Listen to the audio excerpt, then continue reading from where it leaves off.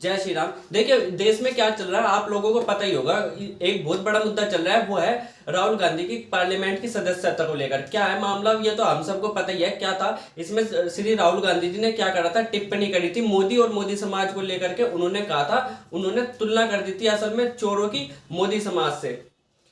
इसी वजह से क्या हुआ कि ये मुद्दा चला गया कोर्ट में, और कोर्ट में राहुल गांधी को दोषी पाया गया और उनको 2 साल की सजा हुई। अब कानून में प्रावधान है कि अगर किसी को 2 या 2 से अधिक साल की सजा होती है तो वो मेंबर ऑफ पार्लियामेंट नहीं रह सकता। इसी के चलते हुए राहुल गांधी से उनके सदस्यता छीन ली गई पार्लियामेंट की। अब क्या हो रहा है, ये मुद्दा देखने में तो बहुत छोटा सा लग रहा है कि कोई बात नहीं, एक सदस्यता ही तो छीनी है, पर यह मुद्दा इतना छोटा है नहीं।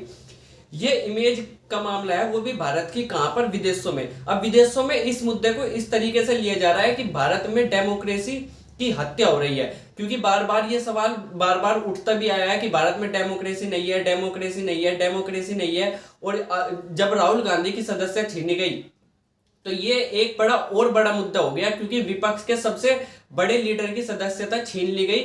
और इसको ऐसे ही देखा जा रहा है कि भारत में डेमोक्रेसी का अंत किया जा रहा है। इसी के चलते हुए यूएस के जो मेंबर ऑफ पार्लियामेंट है उनका भी बयान आया है कि ये भारत में ये जो हो रहा है ये गलत है। क्या नाम था उनका, रो खन्ना। जो और भी बहुत सारे मेंबर ऑफ पार्लियामेंट ने बयान दिया है, पर उसमें से एक था रो खन्ना। उन्होंने कहा है कि ये राहुल गांधी की सदस्यता छीनना गलत है, और अगर नरेंद्र मोदी जी चाहे तो इसको वापस कर सकते हैं और हो जानी चाहिए। अब इस बारे में आप क्या सोचते हो, क्या डेमोक्रेसी की ये हत्या है, या ये जो हुआ ये कानून के तहत हुआ? अब ये भी सवाल आता है कि क्या इसमें कुछ मोदी जी कर सकते हैं? अगर कर सकते हैं तो क्या करेंगे?